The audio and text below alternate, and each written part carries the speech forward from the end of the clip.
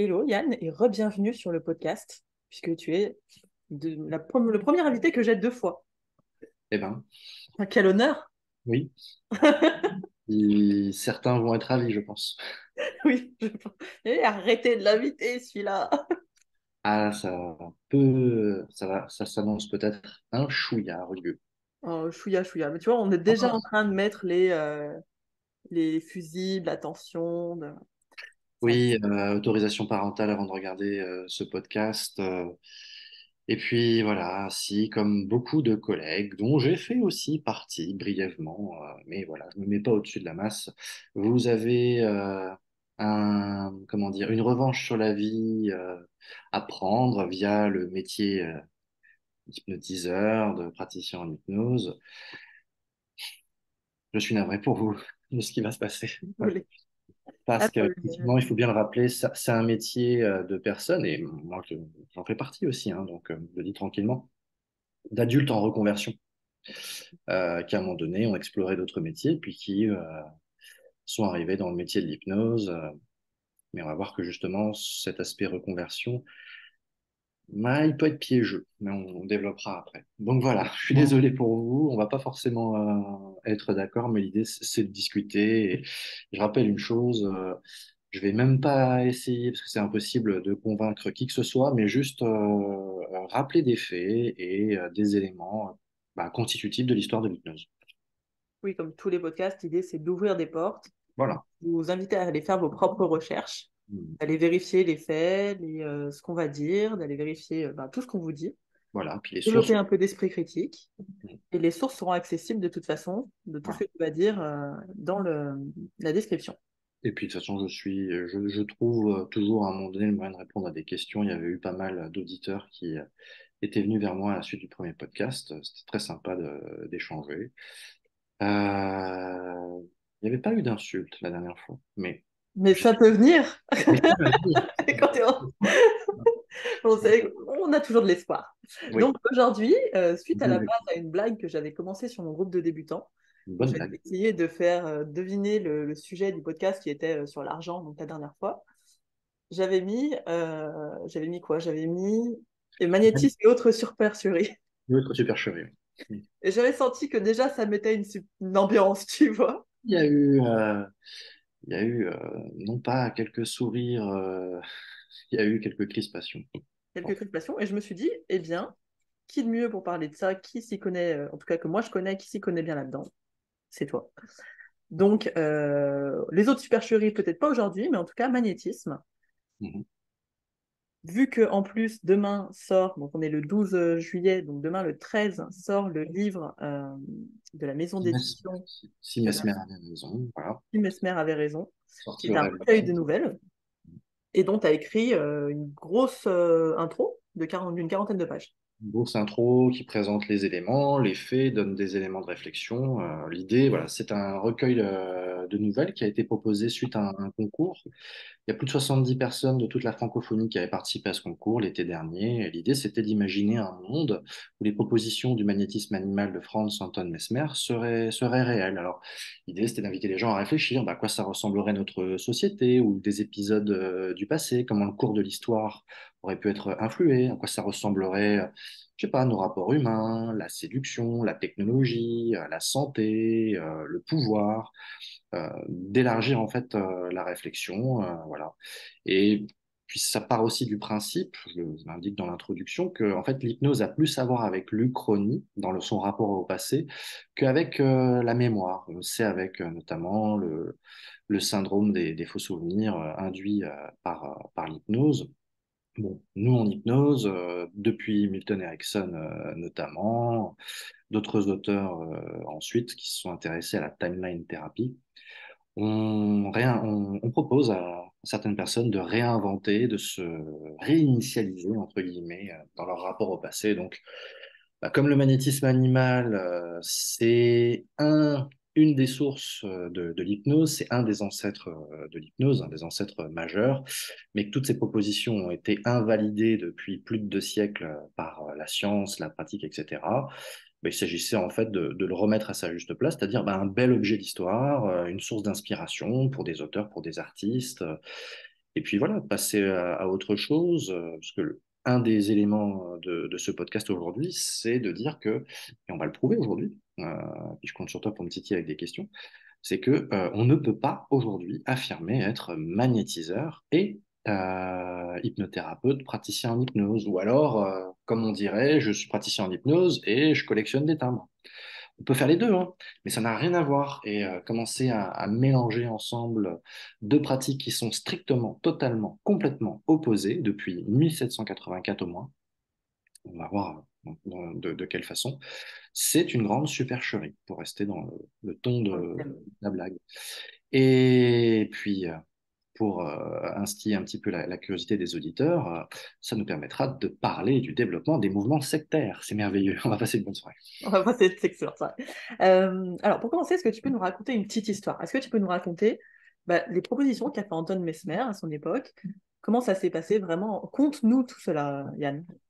Alors Mesmer, c'est une épopée, hein, sa vie. Et sa vie, elle peut être prise sous différents angles. Donc, quand on lit des textes, quand on lit des ouvrages sur Mesmer, on va vraiment avoir les pros et les antis. C'est quelque chose d'important à avoir en tête. Moi, dans la biographie que j'ai proposée, de quelques pages, qui indique les principales sources, les principaux avis, j'ai essayé d'être sur quelque chose d'équilibré, c'est-à-dire ni pour ni contre. C'est pas le rôle de l'historien, et moi je suis de formation historien. C'est-à-dire on n'est pas des juges d'instruction, on n'est pas là pour juger, mais on est là pour enquêter, on est là pour comprendre, on est là pour avoir un maximum de faits. Donc, Mesmer, c'est un mélange curieux de ce qui va annoncer la recherche scientifique au XIXe siècle et des théories médiévales, notamment théorie des humeurs, qui avaient cours en médecine et dont Molière, dans le Malade imaginaire, s'est beaucoup amusé. Pour rappeler les choses, hein, la théorie des humeurs, c'est une théorie qui explique que les liquides du corps, la lymphe, le sang, l'eau qu'on expulse par les sueurs, etc., forment ce qu'on appelait des humeurs. Et il y a des bonnes humeurs et des mauvaises humeurs. Tout ceci a eu un impact sur les expressions en français. Enfin, dans le français actuel, on est de bonne humeur, on est de mauvaise humeur. Et les humeurs, en fait, se régulaient par soit des ajouts d'humeur, c'est-à-dire on allait chercher à épaissir le sang, on allait chercher à capter, à avoir plus de fluide corporel en nous, soit, et c'était la thérapeutique majoritaire, jusqu'au XVIIIe siècle, on va dire, soit on essayait d'en éliminer les excès. Donc, c'est des très très très vieilles théories. Par exemple, on allait pratiquer la saignée, on allait utiliser, c'est Molière qui raconte ça, et ça faisait rire tout le monde, le clistère, c'est-à-dire en gros, on proposait des lavements pour guérir les gens. D'où la phrase de Molière, c'est dans le Malade imaginaire, grâce à Diafoirus, donc le médecin, grâce à Diafoirus, alors qu'il ne devait vivre que 5 jours, il est mort en 2. Voilà. Et, Super. et à l'époque, justement, à Paris, on aime beaucoup s'amuser, on aime beaucoup brocarder, caricaturer, s'invectiver. Enfin, c'est vraiment. Molière arrive dans le Paris du siècle des Lumières, dans le Paris pré-révolutionnaire. Il arrive à Paris en 1778. Il vient d'Autriche. Je raconterai brièvement un petit peu les différentes étapes de sa vie. Et il arrive dans un Paris où on s'affronte, il y a les partisans de la modernité, dans le sillage de l'encyclopédie, des Lumières, donc ils vont regarder à la fois avec intérêt et en même temps d'un drôle d'air, parce que il est ambivalent, Mesmer, par rapport à l'ère du temps. Et puis, il y a l'Église aussi qui va le considérer, et puis la médecine qui commence à amorcer un début de réflexion, qui commence à sortir des traditions médiévales. Bref, Mesmer est vraiment le fruit d'une époque, c'est-à-dire à cette époque, quand Mesmer arrive, il y a les premières expériences d'aérostat, on se passionne pour l'électricité, pour les aimants, donc pour le magnétisme. Lavoisier, qui va d'ailleurs évaluer, entre autres scientifiques, les travaux de Mesmer, euh, formule des lois essentielles sur la matière, notamment la fameuse loi de conservation de la matière, rien ne se perd, tout se transforme. Et puis voilà, il y a un carcan qui se libère au niveau de la médecine. On pratique de plus en plus les autopsies. Il y a les progrès de l'imprimerie qui diffusent la connaissance. Il y a entre les salons, les correspondances, enfin, les fameuses correspondances de Rousseau, de Diderot, de Voltaire. Il y a de l'information qui circule et on a une époque très particulière, très différente d'aujourd'hui. Ce qu'on appellerait aujourd'hui, bon, le mot n'existe pas à l'époque, les intellectuels, donc les artistes, les philosophes, sont aussi des savants, sont aussi férus de mathématiques, d'astronomie, de physique, de chimie, de botanique. On s'intéresse à tout, on a envie de tout comprendre, de tout savoir, mais toutes ces nouvelles données scientifiques sont, comment dire, accueillis dans un milieu qui reste très imprégné de pensée médiévale et de la Renaissance, qui est pas si différente que celle de la pensée médiévale, c'est-à-dire entre la magie euh, de tel ou tel mage qui essayait de se produire à la cour de Versailles, est-ce que Mesmer va proposer et les expériences de Volta qui électrifient les pattes des grenouilles ou le paratonnerre de Benjamin Franklin, le grand public ne fait pas la différence. On ne sait pas, tout ceci est perçu comme à la fois miraculeux, mais c'est juste que les noms changent. Ce qui autrefois s'appelait un miracle va devenir la science. Les esprits savants commencent à opérer à la distinction, notamment avec Kant, mais quand Mesmer arrive, c'est un gros bordel. C'est un gros bordel où la science, c'est juste une nouvelle forme de magie, après la cabale, après l'alchimie, après les potions d'apothicaire. Tout ceci est assez mélangé. Mesmer, lui, Franz Anton Mesmer, a des prétentions scientifiques. C'est un triple doctorant. C'est vraiment un esprit brillant. Il a un doctorat en droit, il a un doctorat en théologie, et puis, plus important, il a un doctorat en médecine.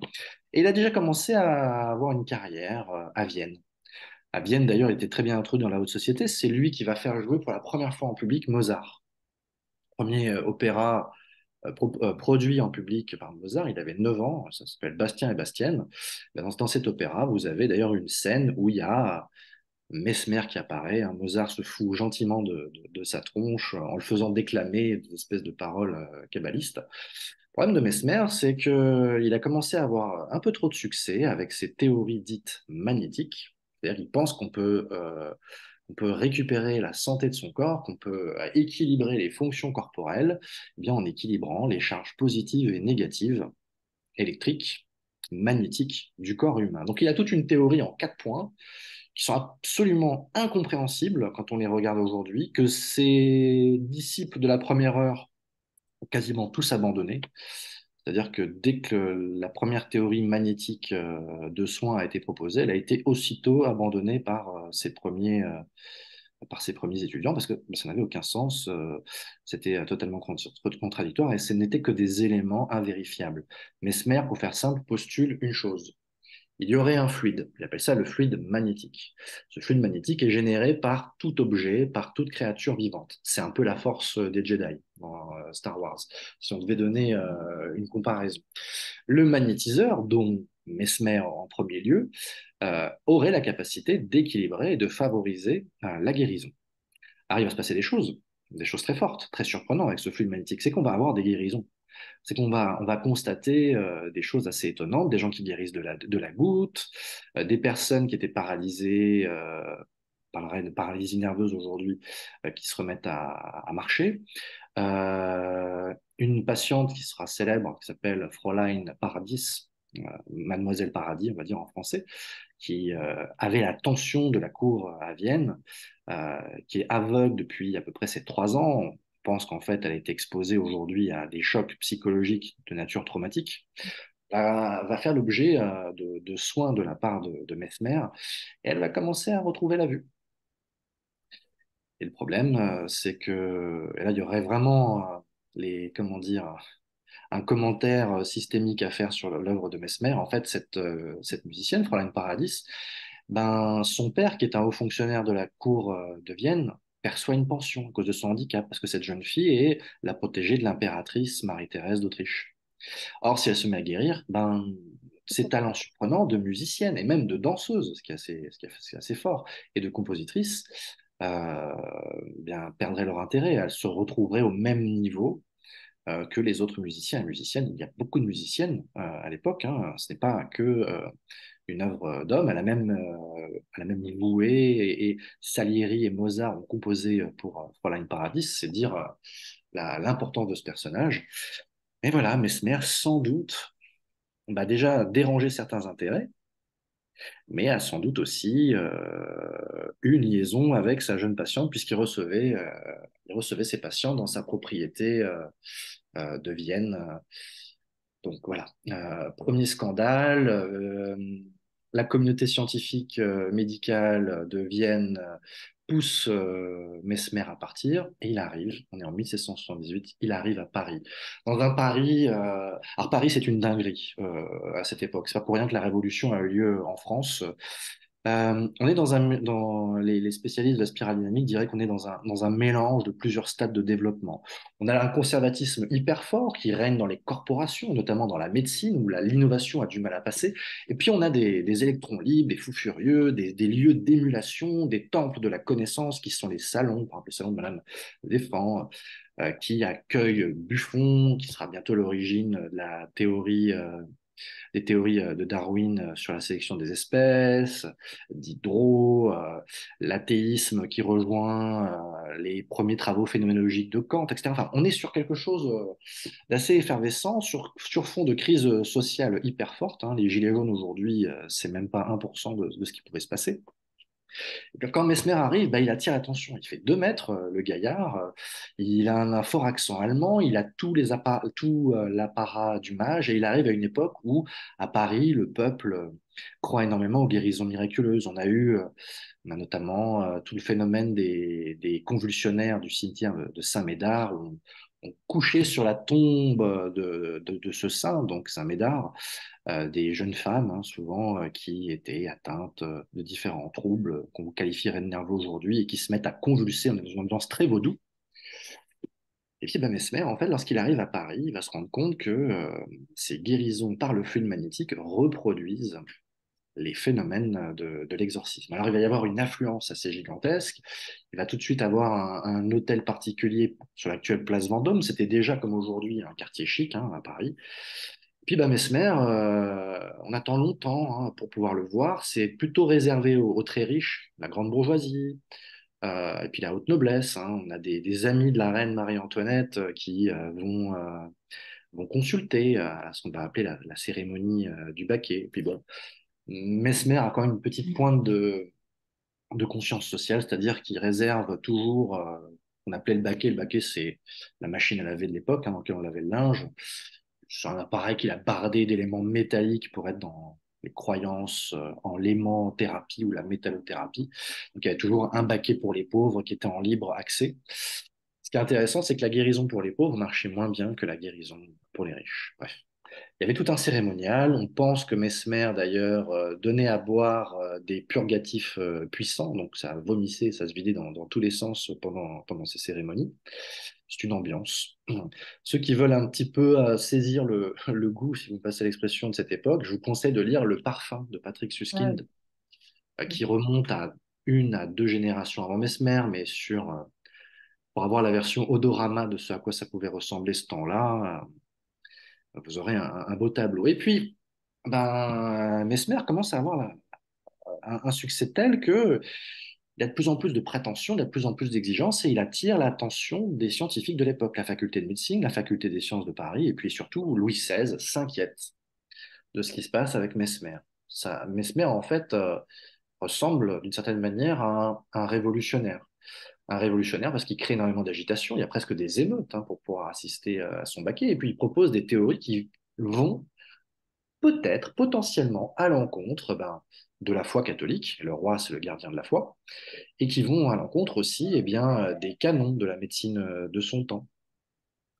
Résultat, il va y avoir une première vague de polémiques, de caricatures, de pièces de théâtre. On fait des chansons sur Mesmer, hein, le mesmérisme animal. Entre 1780 et jusqu'à la convocation des États généraux qui préparent la Révolution française en 1787, ça va être le sujet, hein, le magnétisme animal, sur lequel il va y avoir le plus de journaux, de libelles, d'articles, d'écrits répertoriés par la Bibliothèque nationale de France à Paris. C'est les travaux de Robert Darnton qui ont montré ça. C'est le sujet sur lequel on a le plus écrit, en fait, avant la Révolution française, dans les années 1780 à Paris, le magnétisme animal de Mesmer. Entre les pour, les contre, tout un tas de débats. Et puis, 1784, c'est presque la date de naissance de l'hypnose, finalement. En 1784, il y a deux commissions qui vont être chargées comment dire, d'évaluer les propositions de Mesmer. Alors pas sur Mesmer directement, mais un médecin qui était proche du frère du roi. C'est le médecin du comte d'Artois, le comte d'Élon, il s'appelle. Il a été initié par Mesmer, c'est un fidèle disciple de Mesmer, il répercute strictement la pratique de Mesmer, hein, qui faisait les passes magnétiques, qui faisait des touchés corporels qui mettaient les patients en transe. Et il va y avoir en fait la première série expérimentale, les premiers tests de psychologie, en fait, et des tests d'ailleurs en double aveugle, c'est-à-dire qu'on testait des publics avec proposition magnétique et sans proposition magnétique, sans dire au public ce dont il s'agissait. C'est vraiment la naissance aussi de la psychologie expérimentale. Et ça, j'aimerais le souligner. En fait, l'hypnose va naître de la première tentative de comprendre les mécanismes de la guérison. Et à l'issue de cette première tentative, eh bien, on va avoir l'amorce d'une pensée psychologique. C'est-à-dire que Mesmer et le magnétisme aujourd'hui n'est pas une théorie. Les magnétiseurs, les énergéticiens, en fait, ne sont pas des psychologues, ne sont pas dans le soin psychique, ne sont pas dans le soin émotionnel, même s'ils le pensent. Car les théories magnétiques sont une théorie physique. Il y a un fluide qu'on peut manipuler, qu'on peut retirer du corps ou injecter dans le corps par ce qu'on appelle les packs magnétiques. En gros, on fait des mouvements avec les mains dans les visages, dans les corps des personnes. Ça provoque le phénomène de la transe magnétique. Et le magnétisme, c'est la grande, grande, grande différence avec l'hypnose, c'est une théorie apsychologique, c'est une théorie physique. C'est-à-dire qu'en fait, ça devrait être réservé aux médecins si ça existait. Parce que ça supposerait de pouvoir poser un diagnostic. Ça supposerait en fait d'interférer avec le fonctionnement des organes. Mhm.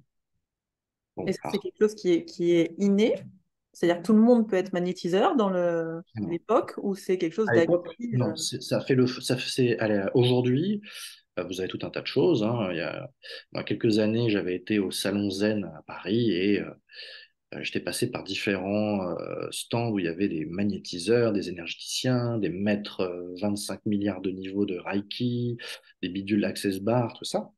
Et à chaque fois, on me disait, ah oui, j'avais un grand, un fort magnétisme très, très, très, très puissant, etc. Et puis, bah, j'ai envoyé quelques amis, dont un qui souffre d'une leucémie. Je pense que lui, c'était un bon test. Et bah, pareil, on leur a dit qu'ils avaient un très fort taux de magnétisme. Il y a même une unité, je n'ai plus le nom là sur le bout de la langue, qui permet de mesurer votre taux de magnétiserie. Je ne sais pas comment dire. Voilà.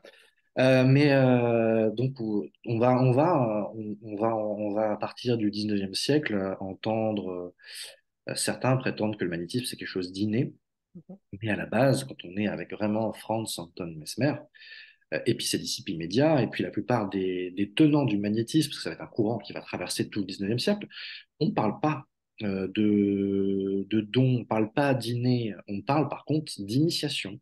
Il y a toute une société qui s'appelle la Société de l'Harmonie qui va se répandre sur toute la France avec des centaines de participants. Euh, on n'a pas fini de dépouiller d'ailleurs leurs archives parce qu'ils ont laissé quantité colossale de textes. Bon, ça s'est interrompu avec la Révolution française, des invasions de la France par les puissances étrangères, puis les guerres napoléoniennes. Euh, mais on a tout un tas en fait, d'illustrations du phénomène de l'effet placebo, hein, qui n'était pas encore nommé, qui sont illustrées par ces choses-là. Et voilà, c'est quelque chose qui s'apprend, qui s'initie. D'ailleurs, un des tout premiers initiés, c'était un chimiste connu, il a encore ceux qui connaissent un petit peu l'histoire des sciences, leur nom, enfin, son nom ne vous sera pas inconnu, donc un chimiste du nom de Berthollet. Berthollet, en fait, très curieux, comme les Parisiens de son temps, va se faire initier au mesmérisme, au magnétisme animal. Animal parce qu'il serait produit par l'anima, par la vie des corps animés, hein, donc tout ce qui est animaux et donc l'être humain. Donc un magnétisme animal, c'est le magnétisme différent des objets, de l'arbre, du fer, etc. Se fait initier et puis se rend compte qu'en fait c'est une vaste supercherie, ça ne repose sur rien, qu'il n'y a pas l'ombre d'une preuve. Et il va multiplier les libelles assassines, les articles dans la presse de l'époque, il va y avoir toute une émulation. Et un des contemporains de Mesmer qui avait été initié, il s'appelle Dopé, c'est un grand critique littéraire de son temps, un littérateur, va dire ceci, dont je me suis servi pour le titre de mon introduction à Si Mesmer avait raison. Donc, ce monsieur Dopé, il dit ceci: ceux qui connaissent le secret, c'est-à-dire le secret du humanisme animal, sont ceux qui y croient le moins. La phrase date de 1784, elle aussi. Bref, euh, Donc on a deux commissions, non? On en était où? on en était justement à est-ce que c'est 1784. inné, est-ce que c'est acquis, Ouais. et comment ça a été reçu en fait les travaux de Mesmer. Bon bah, engouement du grand public, c'est spectaculaire. En plus, il y a quand même un avantage à ce que propose Mesmer, c'est qu'il propose pas des saignées, il propose pas des lavements. Donc ça, il est moins dangereux que certains médecins de son temps, très nettement. Parfois en plus, parce que c'est un médecin, il propose des mesures de bon sens. Par exemple, il y a un de ses patients qui est mort peu de temps après son traitement, mais pour d'autres raisons sur lesquelles Mesmer a été accusé, mais il n'y pouvait rien, le pauvre.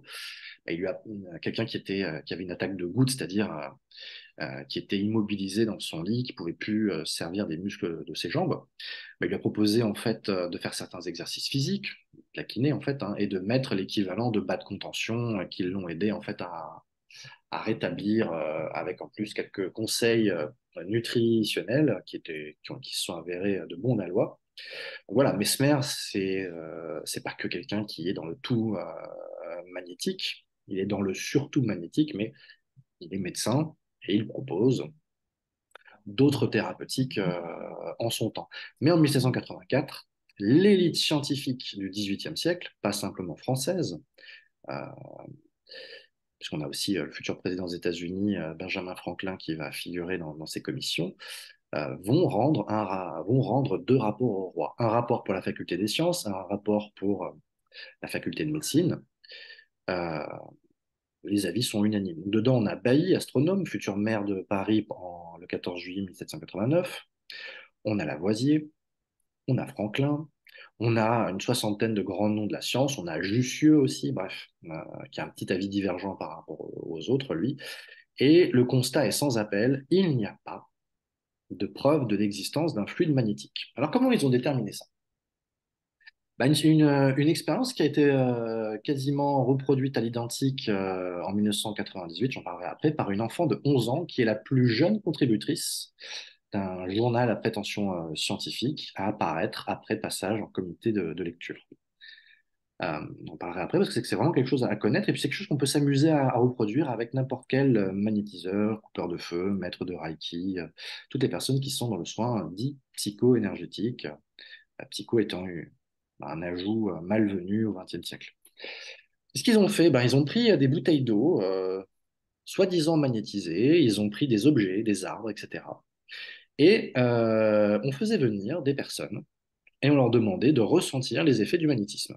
Donc on allait toucher avec les mains l'arbre, on allait boire de l'eau magnétisée ou simplement tenir la bouteille dans sa main. Bref. Et les résultats sont assez extraordinaires. Les personnes qui ont entendu parler de magnétisme ont parfois des réactions, se mettent Mhm. à convulser, disent qu'elles se sentent mieux. Les personnes qui n'en ont jamais entendu parler, notamment on a fait des expériences sur des jeunes enfants qui n'avaient aucune idée de ce que ça pouvait être le magnétisme, ou des provinciaux qui avaient été tenus un peu à l'écart de tout ceci, ou ce qu'on appelait des simples d'esprit, c'est-à-dire des personnes qui n'avaient pas les capacités cognitives pour comprendre tout ceci. Et résultat, bah, plus on en sait sur le magnétisme, plus il y a des résultats, plus il y a des phénomènes constatés. Ça, c'est intéressant aussi par rapport à notre pratique de l'hypnose. Ça peut appeler peut-être pas mal de commentaires. Et par contre, c'est que ces expériences, elles étaient en double aveugle, c'est-à-dire que une partie du panel des sujets des expériences ont vraiment reçu des bouteilles d'eau, des arbres, des objets réellement magnétisés, et d'autres ont eu des objets qui ne l'avaient pas du tout été. Et les réactions, en fait, ne changent pas. On a les mêmes proportions pour les objets dits magnétisés et pour ceux qui ne le sont pas. Conclusion de la faculté, on va parler d'une médecine de l'imagination.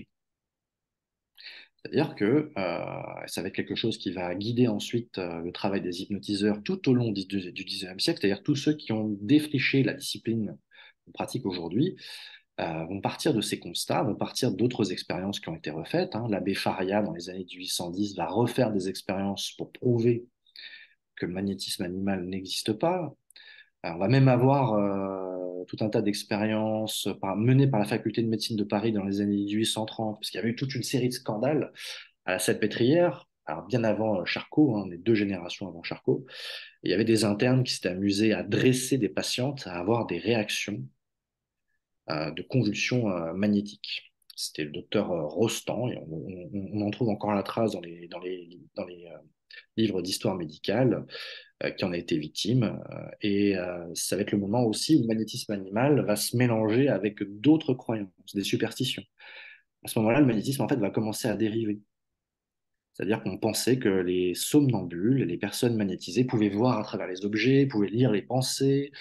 Voilà, ça commençait à virer assez rapidement au surnaturel, hein, toute cette histoire de magnétisme animal.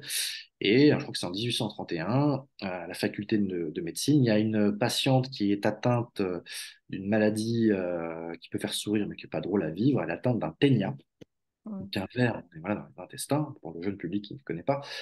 Et il y a donc, en état somnambulique, cette patiente annonce le jour où, par la puissance du magnétisme, elle va pouvoir expulser le ténia. Donc, eh bien, rendez-vous est pris. Alors, je vous laisse imaginer la chose, hein. La Ouais. dame va trôner sur une estrade à la vue d'une centaine de médecins. Il y a un huissier qui est là, évidemment, pour constater ce qui se passe. Et puis, ben, voilà, alors, elle soulève ses robes, elle s'assied sur le trône de commodité, comme on disait à l'époque, et eh bien, le ténia n'était pas là. Voilà. Le ténia n'est jamais venu, et en fait, erreur de diagnostic, elle n'en était pas atteinte. Enfin bref. Euh, Ça va être le moment où la faculté de médecine va justement interdire, à partir de cet épisode pas glorieux, euh, voilà, mais va interdire les travaux, la recherche sur le magnétisme et sur l'ancêtre de l'hypnose. Les magnétiseurs, en fait, le magnétisme animal a fait perdre énormément, énormément de temps à l'hypnose, à plusieurs moments dans son histoire. Et un des points que je voudrais souligner aujourd'hui, c'est que ceux qui se piquent de magnétisme, après tout, vous faites bien ce que vous voulez, hein, c'est pas la question, hein. Mais vous faites du tort à la discipline hypnotique en associant l'hypnose à des histoires de...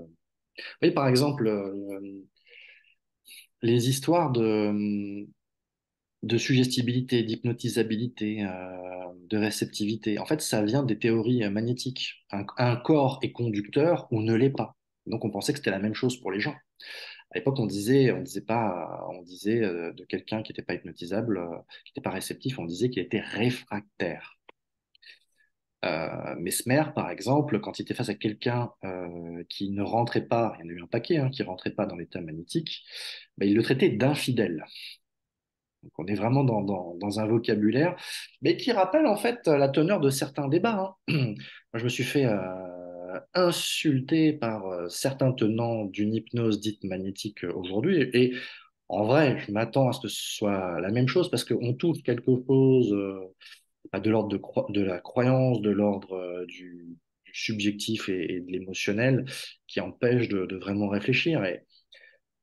Et en plus, le magnétisme a souligné un phénomène, ça a été grâce au magnétisme, on a eu toute une série de réflexions qui vont déboucher vers la fin du 19e siècle sur, avant même que le mot existe, mais sur la conceptualisation du concept de placebo. Mm.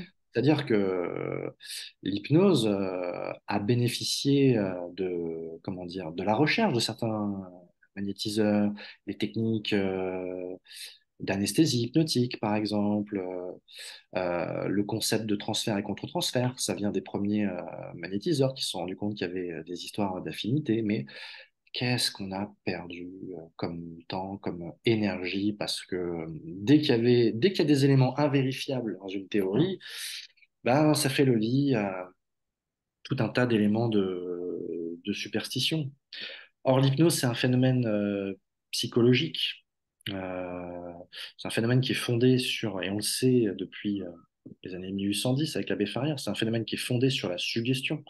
Donc, c'est un phénomène relationnel, bon, qui active certaines capacités du cerveau, manifestement, et qui a été bien, bien étudié et qu'on n'a pas fini d'étudier. Euh, mais le magnétisme n'a rien à voir. C'est une théorie physique. Ce n'est vraiment pas le domaine des hypnotiseurs.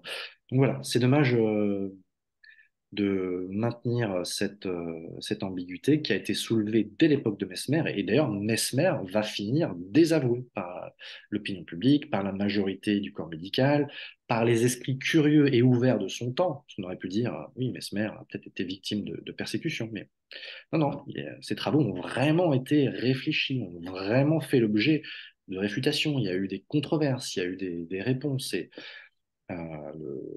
même ces élèves et les personnes qui ont fait évoluer le magnétisme vers l'hypnose étaient obligés de constater que oui, il y a une médecine de l'imagination, oui, il se passe des choses au niveau de la subjectivité qui ont un impact même parfois sur le corps humain. Il n'y a jamais rien eu pour soutenir la preuve, l'existence euh, des théories énergétiques et d'une énergie.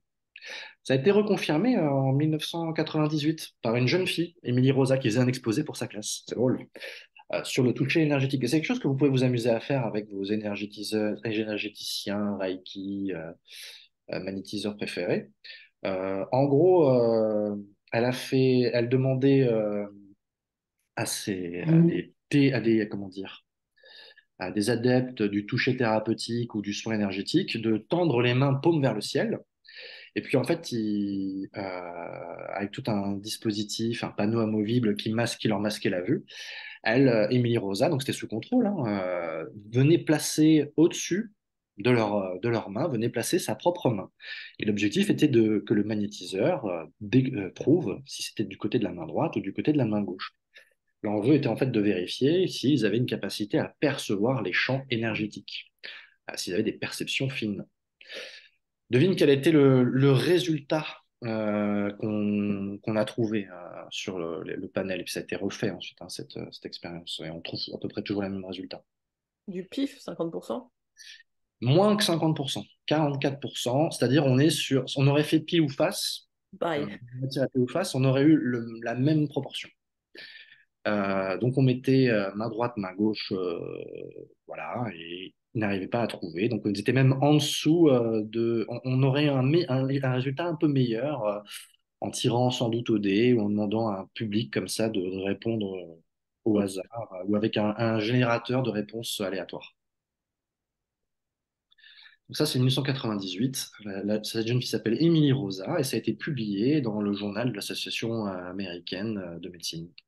Il On y a eu mettra. d'autres tests comme ça faits par des médecins, par des scientifiques. Ouais, on a des études. Je les mettrai une étude en 2015. On a une revue systématique pour le Reiki, notamment.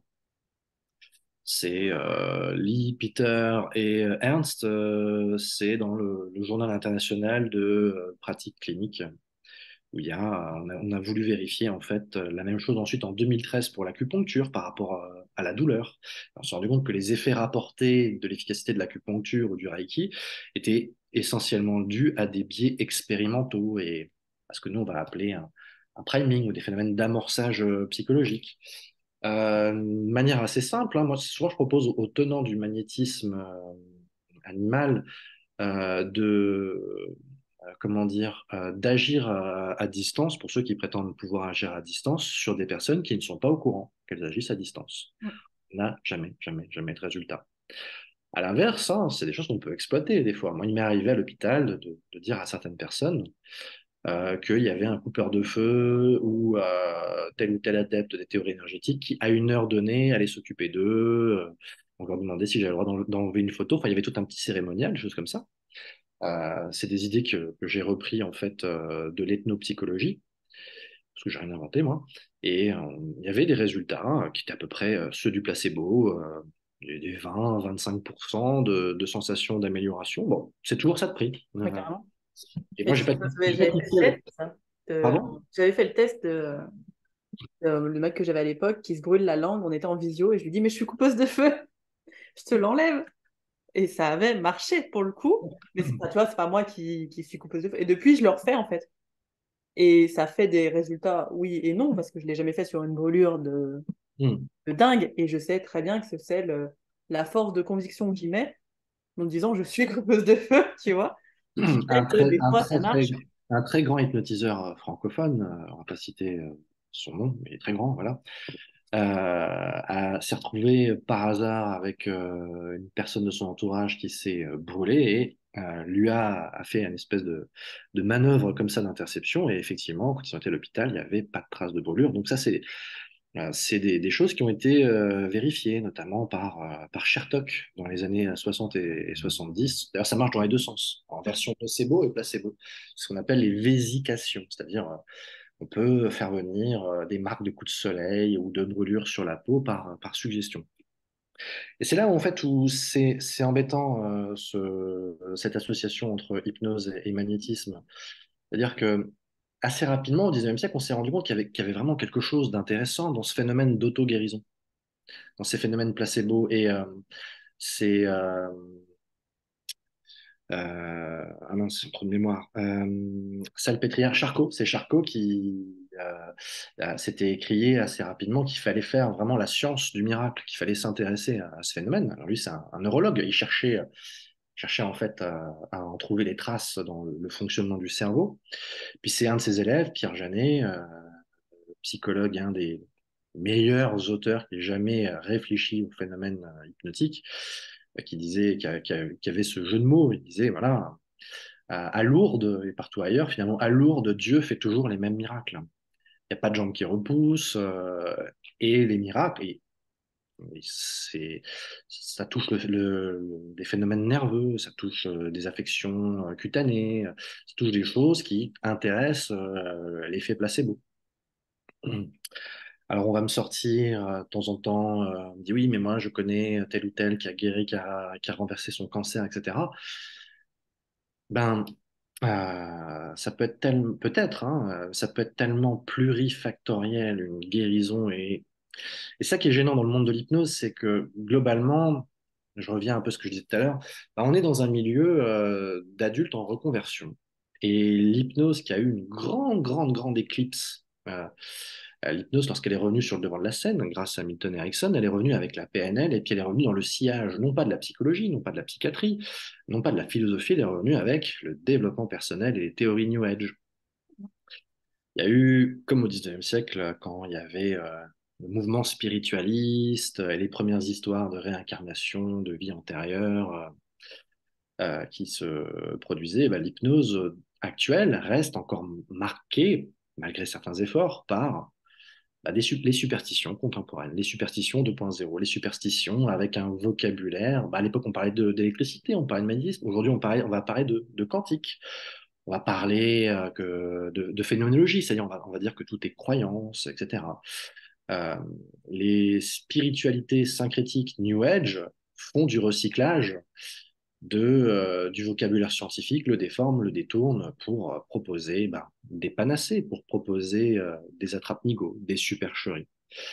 Et ça impacte le développement de l'hypnose. Je suis sûr que ça perd tout un tas d'esprits brillants qui, en fait, constatent une chose sur laquelle on n'a pas de recul parce qu'on n'est plus formé à ça, même au lycée.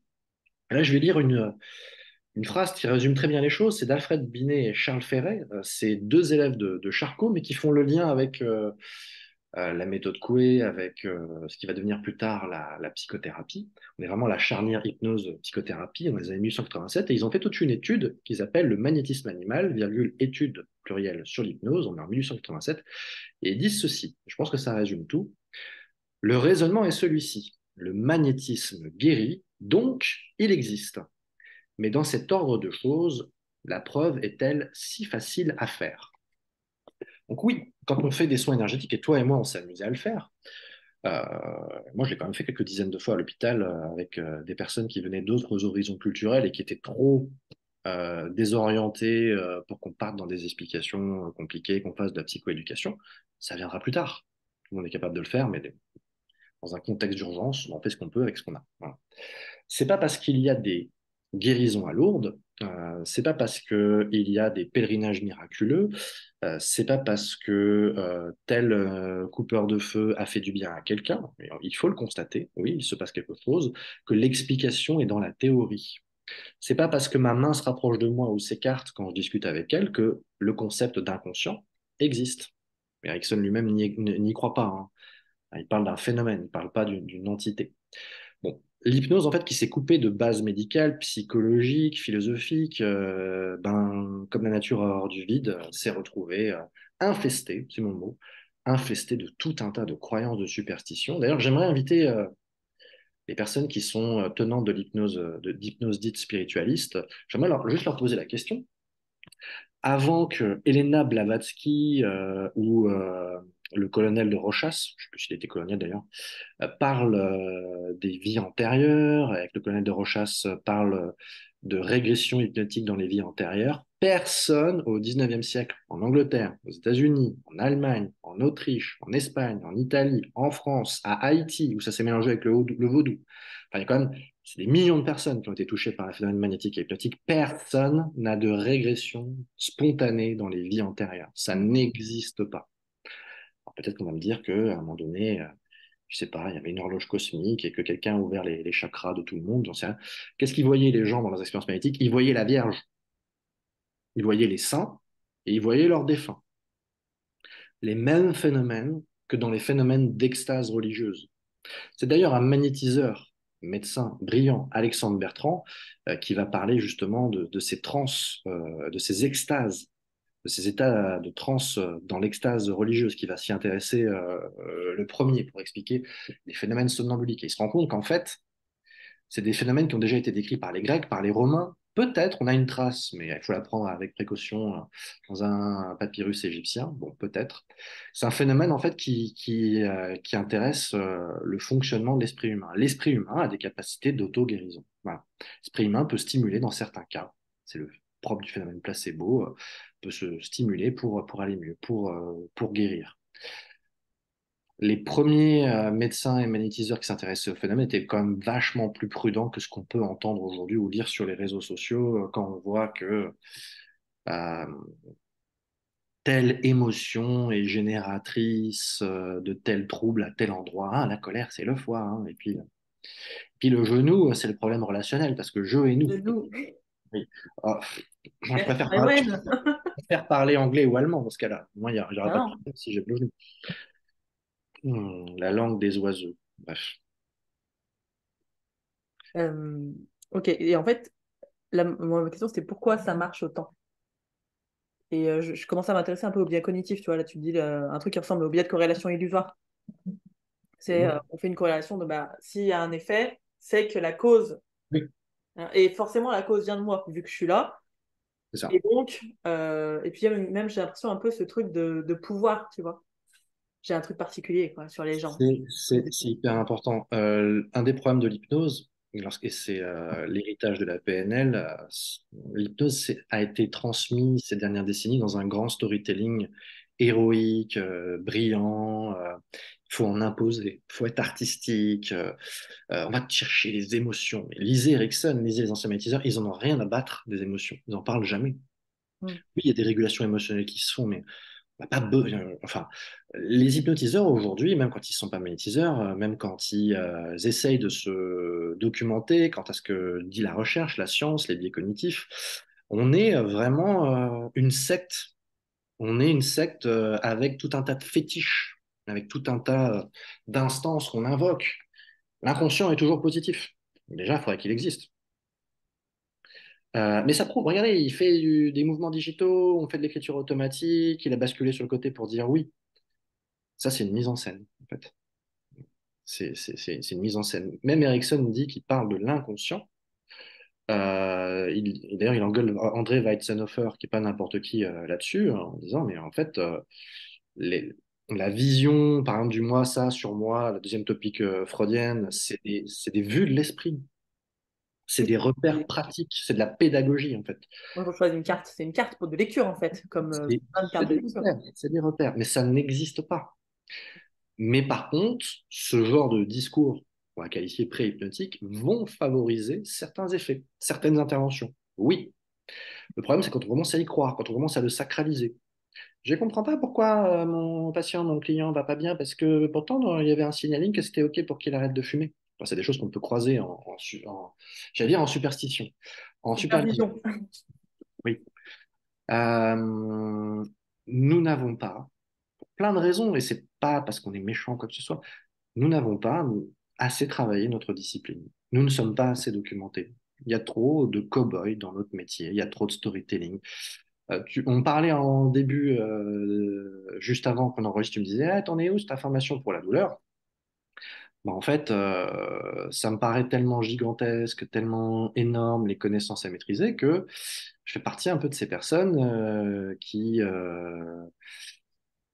sont prudentes, on va dire, et il y a des gens plus documentés que moi encore, qui sont encore plus prudents que moi, qui devraient écrire, qui devraient proposer des choses, mais le terrain est occupé bah, par ceux qui se lancent et on est dans un milieu quand même très particulier, l'hypnose. On a des débutants qui deviennent formateurs.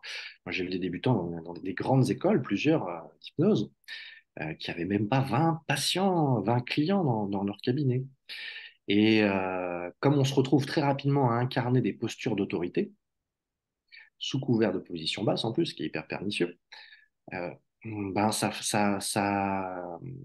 ouvre, comment dire, le champ à beaucoup d'explications foireuses. Si je suis dans une position d'autorité, qu'on m'explique, qu'on me demande d'expliquer ce qui se passe alors que je ne suis pas assez documenté sur tel ou tel phénomène, bah, au minimum, je vais être dans des approximations.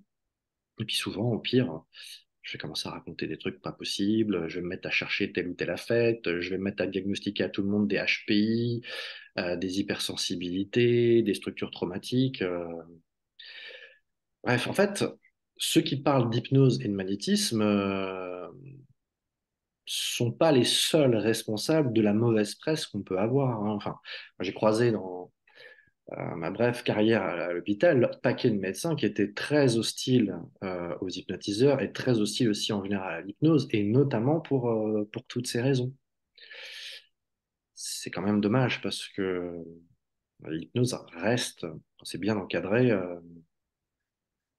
une belle thérapeutique, Mm. en tout cas un bon outil d'accompagnement. Et voilà, formation trop courte, manque de recul critique sur ce qu'on fait, et puis les résultats sont spectaculaires, donc ça vient accréditer ce qu'on voit. Enfin, voilà, les premiers critiques de Mesmer disaient justement, en citant Galien, Galien c'est un médecin et chirurgien, c'est le père de la chirurgie en Occident, on va dire, chirurgie et intervention lourde, incision, amputation, réduction de fractures, etc. Galien disait, plus on a de malades, plus on en guérit. Voilà. Encore une fois, un Bah, biais, c'est le biais du statistique. survivant aussi. C'est On ça. trouve le biais du survivant où on va se rappeler beaucoup des grands trucs hyper dingues qu'on voit, mais par contre, on va pas notifier que c'est 1 sur 8000, quoi.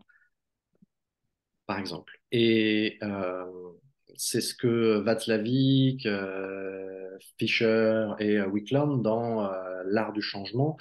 appellent le syndrome d'utopie. Oui. C'est-à-dire, ça c'est vraiment quelque chose à garder et qui permet de nous mettre certaines sécurités sur notre propre positionnement par rapport aux personnes qu'on accompagne.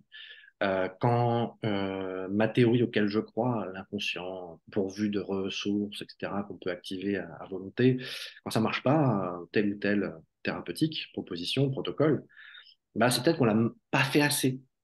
Et puis, un deuxième élément de cette théorie du syndrome d'utopie, c'est que, bah, en fait, c'est que la personne en face, elle a peut-être pas envie, elle est bien, elle a peut-être pas envie de guérir, hein. Et peut-être qu'en fait, elle résiste. Et toutes ces histoires en fait de résistance, c'est un héritage direct du magnétisme. Quand Mesmer, il envoyait chier les gens qui rentraient pas dans sa transe magnétique, qui ne voyaient pas les couleurs, quoi. Il invente indirectement les sous-modalités, hein. Mesmer, quelle couleur il est, le fluide, etc. Enfin, les gens le voyaient en rouge d'ailleurs. Le fluide magnétique, c'est rouge à l'époque. Ça a peut-être changé parce que il y a eu le bug de l'an 2000 et puis je ne sais pas. Maintenant, c'est violet, incroyable. Et puis on est dans une montée des énergies et il y a sans doute eu je voyais un coach en développement, bien-être, machin, qui disait, ouais, il parlait de détartrage de la glande, non pas pinéale, mais pinale. Je ne sais pas ce que c'est, mais ça avait l'air sympathique. Enfin bref, on se retrouve face à un conglomérat de croyances que via l'hypnose, on peut faire valider. Est-ce que tu es d'accord pour arrêter de fumer? Si oui, la main monte. Oh, la main monte. Ah oui, mais en fait, il continue de fumer, ça veut dire qu'il résiste. Non, ça veut dire que il y a un phénomène qui s'appelle la suggestion, qui a fonctionné pour que la main monte, mais ça n'a pas fonctionné à d'autres niveaux. Et voilà, et c'est pas grave. Bref. C'est quelque chose qui influe énormément quand même dans notre milieu. Tu vois, là, je me faisais démarcher par une nana, alors, soi-disant, elle me dit, ouais, je viens pas te démarcher. Merci. Et je vais voir vite fait sur sa page, tu vois, et je vois entrepreneuse douée de facultés extrasensorielles ou qui se sentent différentes. Mhm. Et pour l'instant, il n'y a que des trucs comme ça. Soyez magnétique. C'est le truc à la mode, ça, chez les coachs. Devenez magnétique. Mhm. Attirez vos clients. On en parlait dans le podcast sur l'argent. Soyez alignés. C'est vraiment un truc qui influe énormément, ce discours magnétique, ce discours d'alignement, on pourrait attirer les choses. Ben, ça vient aussi du secret, enfin, de la loi de l'attraction, hein. Puis ça vient de ça, et se rappeler d'une chose aussi, c'est-à-dire que l'exploitation de fausses croyances ou de promesses de guérison miraculeuse, c'est souvent une tactique utilisée par certains groupes sectaires pour recruter et manipuler des individus. C'est une manière aussi de tirer parti de la vulnérabilité, parce que c'est par la souffrance en fait qu'on va rencontrer ces personnes. Et comme au moins une écoute positive, active, pleine d'attention, et puis en plus avec des outils comme la synchronisation, ça va provoquer au moins au début un soulagement. Ce soulagement, il peut donner l'impression que les problèmes de santé sont eux aussi apaisés. Moi, j'ai déjà vu simplement à l'hôpital, juste de prendre le temps de discuter avec des personnes, elles étaient moins concentrées sur leur douleur, moins concentrées sur leur détresse, moins concentrées sur leurs difficultés respiratoires. C'était un peu le propre de ce que je faisais à l'hôpital en réanimation. Alors j'aurais pu dire que c'était moi, finalement, qui avait provoqué ça. Non, il y a plein d'angles possibles, mais en général, dans nos milieux où on est pressé tout le temps. Nos formations sont vite faites. Euh, Dans le centre de formation, je travaille de temps en temps, à l'Arche, pour pas le nommer. Je vois des fois les secrétaires qui se font engueuler parce que, il y a un type qui a une illumination et ça y est, il veut s'inscrire demain à la formation et puis c'est maintenant, tout de suite, vite, faut se speeder. Et je remettrai ça dans le paratexte du lien, on a quand même des études qui montrent en fait cette dynamique, c'est-à-dire il y a des pratiques qui touchent à la santé qui sont des pratiques de recrutement dans les milieux sectaires. Et plus nous on véhicule, c'est une responsabilité collective qu'on a, hein, en faisant baisser le niveau d'esprit critique. Parce que je sais bien qu'il faut tuer le mental, hein, paraît-il. On est trop mental, voilà. Euh, mais plus on, comment dire, on répand dans la société toute cette idéologie, l'alignement, faire monter les énergies, cultiver la juste intention, plus on favorise en fait les escroqueries en tout genre. Et puis surtout, ça c'est un champ qui est très étudié, le management sauvage ou comment dire, l'exploitation des travailleurs, des employés, des sous-traitants passe avec la gentille pilule, le joli bonbon du développement personnel. Ah, t'es stressé, t'as un burn-out. Méditation, mon gars. Ah, mais Yoga, pose-toi fais du yoga, fais de l'hypnose, fais de la sophro, fais de la relaxation, mange des jus magiques. Thierry Casanova, notre sauveur. Par exemple, je te laisse la responsabilité de citer ce genre Voilà. de personnes. J'ai quand même eu des formateurs en hypnose qui me disaient, ah, mais toi, Yann, c'est parce que tu es HPI, voilà, et que donc tu es dans des schémas d'arborescence. Mais en fait, en toi, tu as une potentialité incroyable. Enfin, c'est Bah, ça, hyper. c'est le grand discours actuel. On a un potentiel caché, mais qui est véhiculé par l'hypnose aussi. Allez chercher vos ressources internes, votre potentiel caché. Soyez la meilleure version de vous-même. Vous n'êtes pas actuellement au top de ce que vous pouvez faire.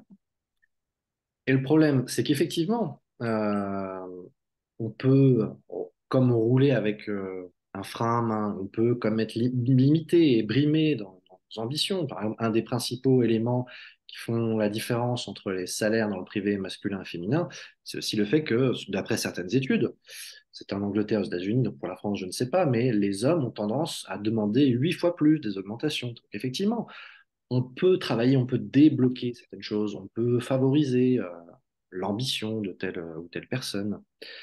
Mais c'est pas une fin en soi, c'est pas un absolu. Et en fait, ce que nos collègues, dans leur très écrasante majorité, ne se rendent pas compte, c'est qu'ils sont dans une forme de catéchisme, de pensée unique, hyper correcte. Enfin, enfin, ça n'a jamais été questionné l'idée que j'entends des fois des personnes qui disent ah, moi, Je fais pas d'hypnose s'il n'y a pas d'émotion, je fais pas d'hypnose s'il n'y a pas d'objectif. Très bien. Et pourquoi pas? Pourquoi pas? Tous les partis pris peuvent être intéressants, mais pourquoi? Pourquoi vous décrétez ceci? Pourquoi vous décrétez cela? Quand quelqu'un va mieux après être venu nous voir, entre une première et une deuxième séance, c'est souvent un effet waouh effect. Comment être sûr qu'on puisse s'attribuer à nous la réussite, ou même qu'on puisse attribuer à la séance et à l'interaction qui a eu lieu? euh, comment on pourrait être sûr? Il y a tellement de facteurs qui peuvent jouer. Il y a peut-être aussi tout simplement l'effet placebo. La personne se préoccupe d'elle, elle aurait pu aller voir n'importe qui. Est-ce que le résultat aurait été si différent? Et j'en vois que certains qui bondissent quand ils entendent que tel ou tel collègue utilise des scripts en hypnose, ou font une espèce de relaxation sur une méridienne avec des écouteurs, un petit plaid, etc. Ben, c'est un rituel, et comme tout rituel, il a sa part d'efficacité, s'il est bien fait, s'il est bien proposé, et si en plus il y a un petit peu de gentillesse et d'écoute par-dessus, ça passe d'autant mieux. Donc on n'est pas sûr en fait d'être beaucoup plus performant quand on fait un swan ou un recadrage en X ou Y point, etc., etc. On n'est pas sûr. La chose quand même qui nous préserverait, qui nous protégerait, c'est de s'interroger, c'est de se documenter, c'est de ce qu'en disent différents chercheurs qui finissent par croiser leurs données partant de chemins différents pour nous dire ce qui fonctionne pas en hypnose, quels sont nos champs d'application, les endroits sur lesquels on peut intervenir ou pas. Et je crois que toi et moi, on a vu, et ça c'est un héritage du magnétisme, on voit régulièrement des personnes, des hypnotiseurs, qui interviennent sur des choses qui sont du champ de la médecine, qui sont du champ de l'organique, du corps.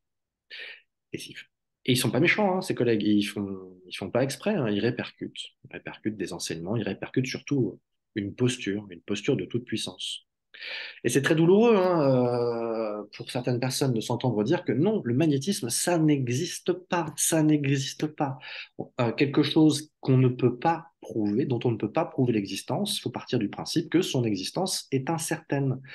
Il ne faut pas qu'il y ait d'inversion de la preuve. C'est-à-dire, moi, si j'affirme que, par exemple, je peux ouvrir le neuvième chakra, il n'existe pas, mais voilà, je peux ouvrir le neuvième chakra, que je peux donner accès à des mémoires de vie antérieure ou de vie future. Si j'affirme ça, comment je fais pour le prouver? C'est à moi de le prouver. C'est pas à moi d'insulter les gens, de leur dire qu'ils sont incrédules, que tout est croyance, que je suis, je ne sais trop, quel esprit entêté qui s'enferme dans le rationnel. Enfin, Oui, c'est souvent les. J'allais faire l'avocat du diable sur le. C'est souvent les arguments qu'on nous donne. C'est la science n'a pas tout prouvé. Alors, on a tout le temps l'exemple du procès de Galilée, hein. C'est le grand truc. La science prouve pas tout. Peut-être que dans des années, on prouvera que ça existait. Euh, et on est trop fermé d'esprit. oui. Tout à fait. Et je le revendique. Merci. Oui, mais ça, c'est juste des attaques ad hominem, c'est juste des attaques sur la personne, ça répond pas aux faits. Et quand on met en balance l'efficacité du magnétisme par rapport à la pénicilline ou l'aspirine tel ou tel traitement anticoagulant, etc., ça ne fait pas photo. La chimie, ça marche bien mieux. Et même les médecins disent que la médecine, c'est pas une science. Ça repose sur des effets scientifiques, ça repose sur des sciences, mais ce n'est pas une science. C'est un art, parce que l'être humain, c'est tellement complexe, rien que dans sa chimie, rien que dans son organique, dans sa composante psychologique, pour qu'on puisse avoir une théorie qui réponde tout. Enfin, euh, nous sommes complexes. La conscience a de toute façon énormément de mal à se comprendre elle-même, hein.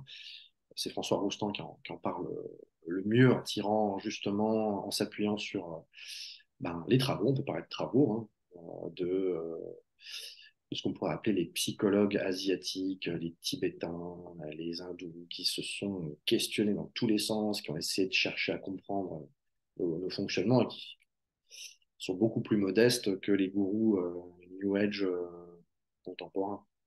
En vrai, on manipule des éléments, on manipule des attentes, on manipule des techniques, mais en vrai, on n'est pas sûr de ce qui fonctionne. Par contre, on commence à avoir certaines certitudes. Il n'y a pas de fluide magnétique, il y a un impact de la suggestion. On peut bouger les attentes de quelqu'un, on peut modifier la subjectivité, on peut moduler le rapport au corps, on peut favoriser certains processus, pas tous, euh, de guérison, en tout cas de récupération. Mais en vrai, on ne peut pas l'attribuer à un élément plutôt qu'à un autre. Donc oui, c'est moins vendeur, c'est moins glamour, c'est moins tonitruant, c'est moins cow-boy. On est dans un milieu, et ça c'est plus un travail de psychosociologue ou de sociologue à mener, on est dans un milieu de personnes complexées, un milieu de personnes qui ont, j'ai l'impression, beaucoup de revanche à prendre sur la vie. Moi, je ne m'estime pas meilleur que ces personnes-là, hein, parce que je suis mauvais esprit à des moments, je suis défaitiste plus qu'à mon tour, il peut m'arriver d'être envieux, jaloux, tout ce que vous voulez, sale con à plein de moments, mais sortons de... Enfin, c'est très enfermant en fait, ce côté je détiens un pouvoir, j'ai une puissance, j'ai un talent, j'ai une capacité, j'aide les gens à aller mieux.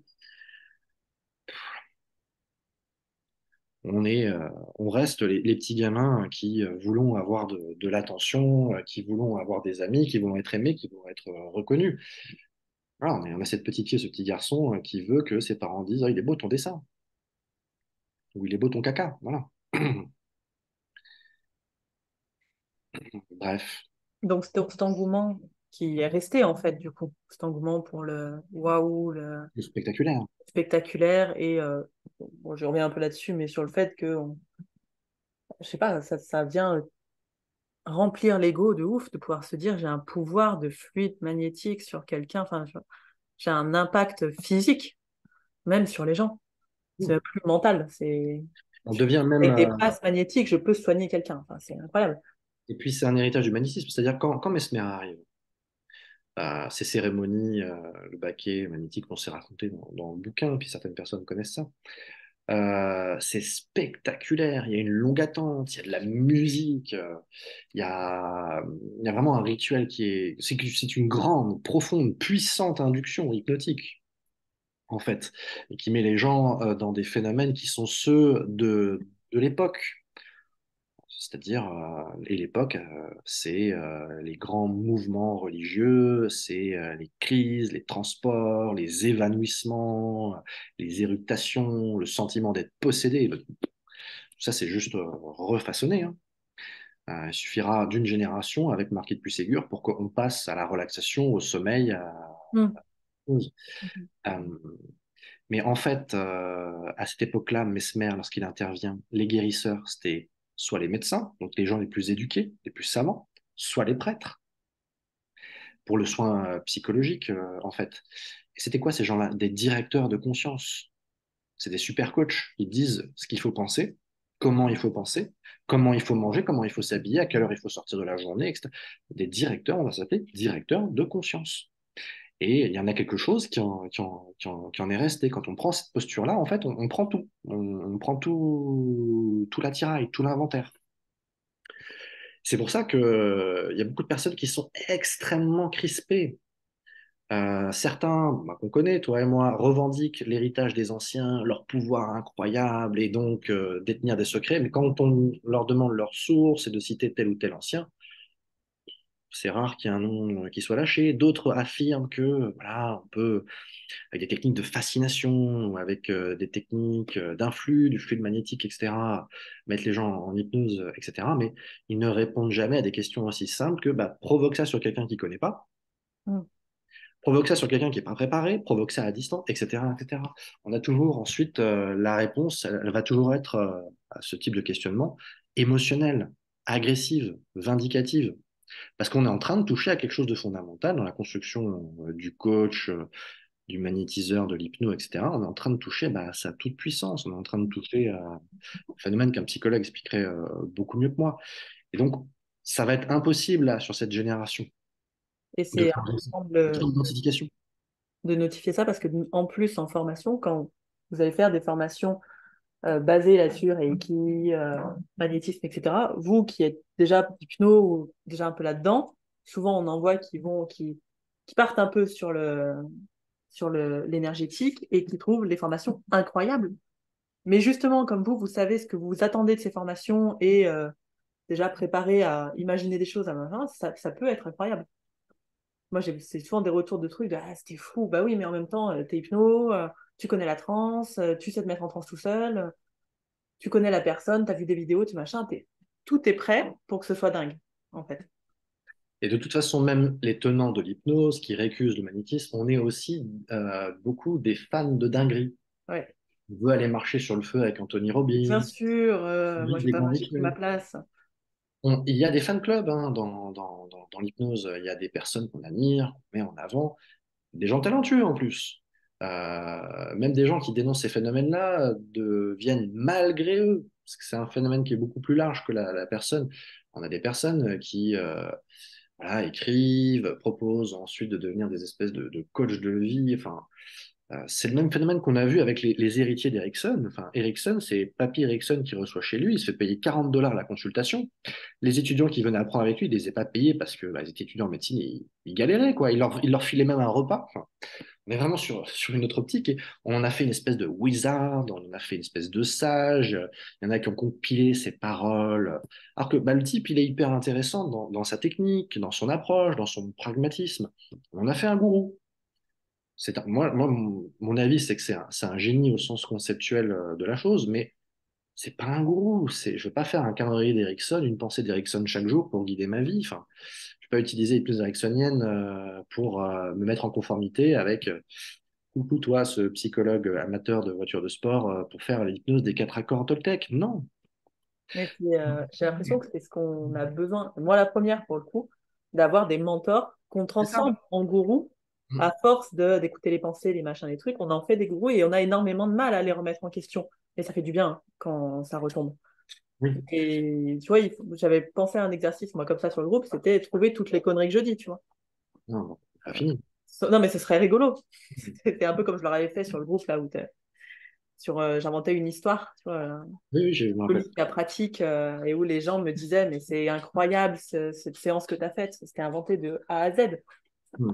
Et ça, dès qu'on invente des séances de A à Z, on en a un paquet. Hein. Moi, je pense que la plupart des récits qu'on trouve sur les réseaux sociaux de telle ou telle séance sont de la mythomanie. Et on a des spécialistes de la chose. Quand on voit certains, c'est plus certains que certaines d'ailleurs. Ouais. Quand on voit certains qui prennent la parole dans le milieu de l'hypnose, qui proposent des guérisons de traumas en 2 questions magiques, qui publient des conneries innommables qui reposent sur une absence de fait. Enfin, on est dans des délires, on est dans de la manipulation, on est dans quelque chose d'abominable parce que pour vous, étudiants en hypnose ou personne qui est dans le milieu, c'est hyper culpabilisant d'avoir ces références-là. Et ça, je voudrais vraiment souligner là-dessus. C'est hyper culpabilisant. Plus il y a de la toute-puissance, plus il y aura de l'impuissance. Enfin, un psychologue vous expliquerait ça beaucoup mieux que moi, ou quelqu'un qui s'intéresse aux mécanismes de perversion. Plus on se met, on se vend soi-même comme une marque ou comme une source de vérité. Hein. Il y a vraiment 2 types de praticiens dans leur communication. Il y a ceux qui parlent d'hypnose, puis il y a ceux qui parlent d'eux, et de leur rapport à l'hypnose et de leur regard.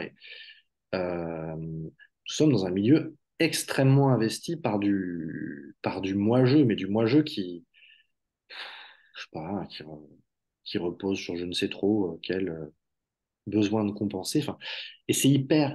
Enfin, les personnes qui écoutent, qui écoutaient certains podcasts ou qui lisaient certains récits de séances dites miraculeuses, vous faites beaucoup de mal parce que vous vous comparez. Moi, je me suis fait beaucoup de mal quand j'ai commencé à l'hôpital en 2018 dans un service de réanimation. Parce qu'au début, c'était foireux ce que je faisais. Je parlais trop en indirect pour les suggestions.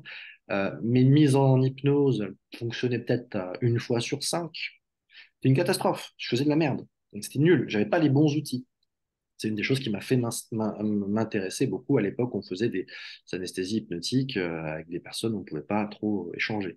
Mais quand j'ai commencé, c'était nul parce que ce qu'on m'avait appris, c'est pas que c'était nul, mais c'était adapté à du dialogue, c'était adapté à de l'échange, c'était plus de l'hypno-coaching finalement. C'est très bien, mais c'était pas le bon outil. Je n'étais pas outillé comme il fallait. Et je posais des questions sur certains groupes bien connus, comme Hypnose par exemple sur Facebook, et on me sortait des conneries monumentales, mais à la fois je râlais parce que je suis un râleur de toute façon, mais en même temps ça avait un impact sur moi. Je me morfondais. Enfin, le nombre de fois où j'ai eu des crises d'angoisse en allant bosser à l'hôpital parce que je me sentais tenu de réussir, de performer, et puis tout d'un coup, bien sûr, et même si j'aurais pu le récuser intellectuellement, en fait, bon, bah, ça s'était imprimé en moi. Et donc, c'est pour ça que je ne m'absous pas de tout ce qu'on a dit ce soir, hein. Moi aussi, je me suis retrouvé dans ces mécanismes. Moi aussi, j'ai des désirs de toute puissance. Mais c'est hyper culpabilisant et soit on devient agressif, soit on déprime, soit à un moment donné, on en sort. Et d'où l'intérêt de se faire superviser. Mais moi, j'entendais des choses sur la douleur. On me disait, ah, mais la douleur, c'est déjà un état de transe en soi. Alors, il suffit juste de la bouger, la douleur. Tu fais des sous-modalités ou tu portes. On me dit, ou alors c'était les tenants de l'hypnomagnétisme, hein, mais porte une intention, connecte-toi vraiment à l'autre, dis qui tu es, avec ta vulnérabilité. Bullshit sur bullshit. Et même quand on. Et c'est ça qui est terrible. Je ne sais pas d'ailleurs à quoi c'est dû ça. Tu pourras répondre à ça, je pense. Même quand on sait qu'un truc est faux, des fois ça laisse des traces, ça nous impacte. C'est fort le pouvoir de la connerie. Ça, il y a la dissonance cognitive que ça crée Hmm. et qui est très difficile à remettre en question. Quand tu as cru un truc, bah, tu as tous les biais de confirmation, etc., qui vont venir jouer. Et que tu crois un truc aussi fort que, bah, par exemple, que le magnétisme existe. Et là, nous, comme de gland, on est en train de dire non, ça n'existe pas. Toi, tu en as fait toute ta pratique, tu l'as vendu de partout. Tu te rends compte comme tu t'es engagé Hmm. auprès des gens, avec les clients avec qui tu as fait ça. Enfin, c'est hyper dur à remettre en question finalement. Complètement. Alors que ça laisse des traces, c'est pas. Tu vois, je pense qu'on essaye toujours de garder la face quelque part. Hmm. Garder un truc. Complètement. En fait, ça crée une dépendance, ça rajoute de l'engagement, et puis en Hum, plus, par-dessus, il y a des enjeux financiers. mais bien sûr. Puis, il y a aussi des enjeux émotionnels terribles, c'est-à-dire que beaucoup sont sortis d'un métier qui ne les satisfaisait pas, et ils se retrouvent en position de pouvoir du jour au lendemain en hypnose. C'est vachement dur de ce qu'on est en train de demander aux gens. Dégonfler la tête, les gars. Enfin, et on ne dit pas méchamment. Je pense que toi, moi je le dis, hein, à un moment donné, on a eu une phase, enfin moi une phase, à un moment donné, je saoulais tous mes amis avec l'hypnose. Ah là L'hypnose, là. c'était pas assez C'est la presque. PNL. Ouais, ou la PNL, ou le développement personnel. Ah Ou... là là, j'étais à fond. J'ai eu une phase de merde, hein, comme ça. Quel connard j'étais. J'ai pas. J'ai honte de le dire, mais il faut l'assumer. Parce que voilà, on n'est pas au-dessus de la masse, on Hum. n'est pas différent. Mais enfin, toi et moi, on sait que nous ne convaincrons personne ce soir.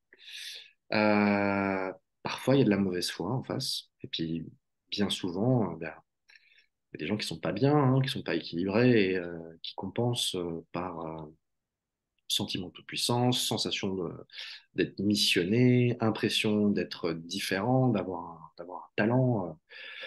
Enfin, moi, j'ai vu certains formateurs type cow-boy en hypnose qui prônent leurs propres exploits comme, je sais pas, comme un chef de secte, mais être très mal quand ça foire, être très mal quand ça marche pas. Et il y a des anecdotes sur chacun d'entre vous, les gars, on le sait, mais j'en parle. Bref, on se fait pas du bien avec ces histoires, cette superstition, ces supercheries. Ça fait du bien à personne en vrai. Ça fait pas du bien aux patients, ça fait pas du bien aux clients, ça fait pas du bien aux praticiens, ça fait pas du bien aux étudiants, ça fait pas du bien surtout à l'image de marque de la discipline. Ça fait perdre du temps à l'hypnose.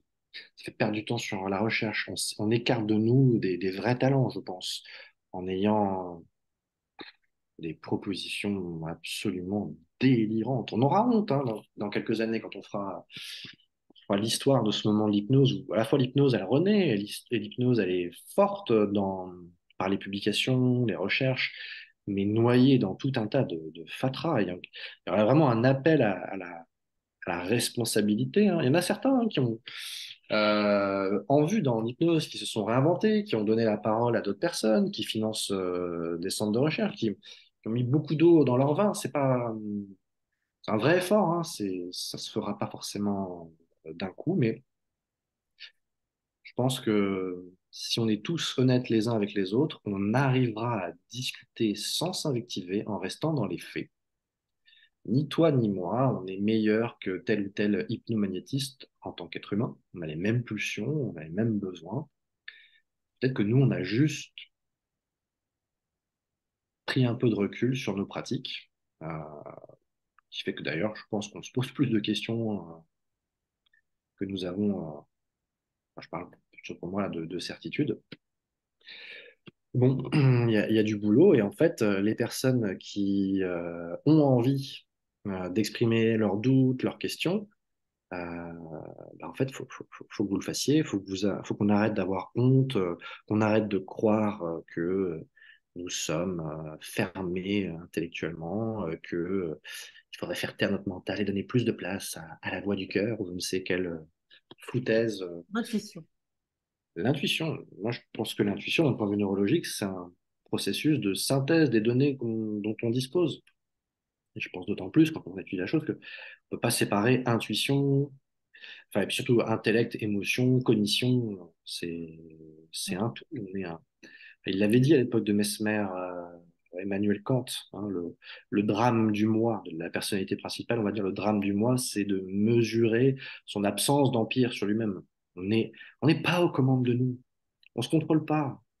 Donc sur des phénomènes aussi complexes que la psychologie, l'hypnose, tous les enjeux qui vont avec, la relation à l'autre, les enjeux financiers, on n'est pas objectif, on est paumé.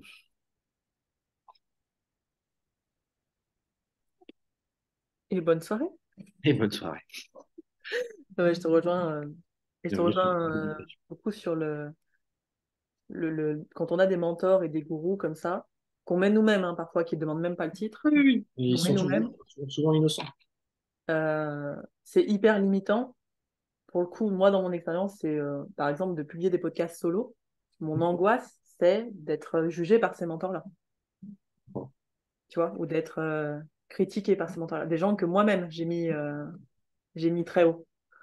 Et ça me demande un effort de redescendre tout le monde. Donc, il faut faire vraiment attention à ça. Si vous avez des envies d'action, ça peut être limitant Hmm. et de réflexion. Est-ce que tu recommanderais, toi qui accompagnes les praticiens dans leur développement business, mais aussi bah, notre personnalité de praticien d'hypno évolue à travers le temps. Mm. Est-ce que tu recommanderais, je vais me déconcentrer, Avec le chat et mon stylo. voilà, euh, Anna Gallet a un très beau chat. Oui. Beaucoup plus sage que la plupart d'entre nous dans le métier. Est-ce que tu recommanderais comme exercice de déconstruire, de péter intérieurement la gueule à nos gourous, à nos mentors, de traquer leurs failles, leurs Ouais. incertitudes? Bon, enfin, moi, personnellement, c'est ce que j'ai fait. C'est hyper dur. Ah, Parce que ça c'est demande très dur. d'aller. En plus, alors, on aura tous des mentors très différents. Moi, comme je suis beaucoup mental, j'adore, hein. Mhm. Et j'adore les gens qui savent. Alors, moi, typiquement, si on prend la grille de l'énéagramme, les 5 les 8 je kiffe. Je les mets en haut et je me dis, putain, mais c'est fou tout ce qu'ils savent que moi, je sais pas. Et il y a toujours cette comparaison-là. Et donc, les prendre en flagrant délit de je ne sais pas, ou de conneries, ou d'un truc mal dit, ça fait du bien. Parce qu'on le fait tous, en fait. Il y a Ou toujours un truc. de mensonger, honter, Ou de mensonger, mauvaise foi. ou de regarder aussi. Moi, ce qui m'a aidé aussi, c'est le parcours. Je me dis, putain, ces gens, c'est ouf. Et en fait, je regarde les parcours et je me dis, ah ouais, mais en fait, il y a eu un cabinet, mais pendant pas très longtemps. Ouais. Ça a été très, très vite formateur. Moi, tu sais, je m'en voulais beaucoup. Je me disais, putain, en un an, j'ai été formatrice, je suis vraiment une arnaque, parce que j'avais une occasion et tout. Mhm. Et de me dire, bah, alors attends, parce que les gens qu'on met très haut, bah, des fois, ils n'ont pas de cap du tout. Ouais. Des fois, ils ont fait très peu de cabinets. Et après, ils sont très vite passés sur aider les hypnos, les coachs, les machins. Mhm. Et finalement, bah, tout le monde a le droit de faire ça. Alors, c'est le truc facile pour l'instant d'exploser les formateurs et de dire ah, mais ces formateurs, ils font de la formation parce qu'ils n'ont pas assez de gens en câble. Bon, quand tu as en effet fait 50 séances, c'est un peu limite. On est d'accord. Après, tu as fait 500, 1000 séances, tu commences à former sur des trucs particuliers que tu sais faire.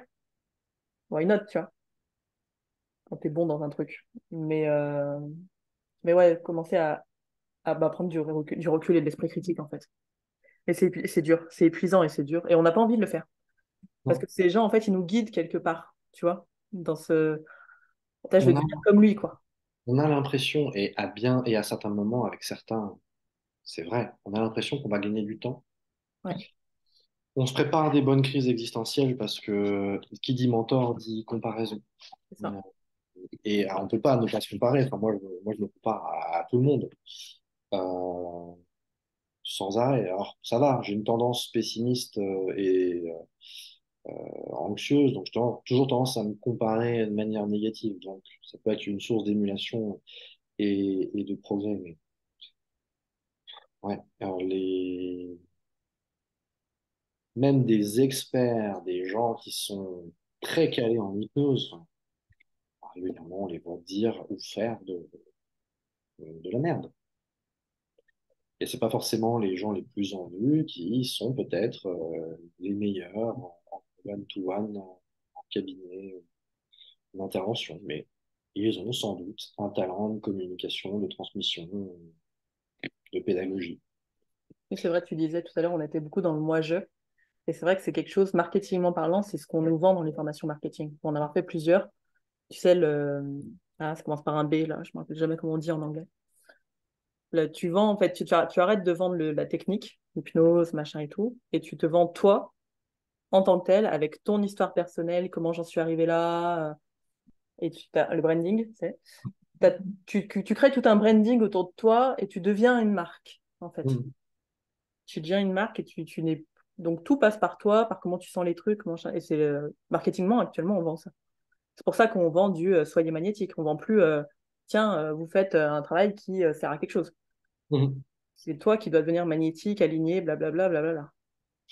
En spirale dynamique, on voit que on essaie de comprendre en fait les évolutions de la personnalité. Donc, pourquoi, à un moment donné, il y a la crise du milieu de la vie, la crise de la quarantaine, des choses comme ça. On essaie de comprendre en fait les troubles par lesquels et les évolutions par lesquelles on passe. Et globalement, l'idée de la spirale dynamique, qui est une hypothèse, hein, c'est pas une loi gravée dans les reins, c'est qu'on passe par des phases de moi-je Mm.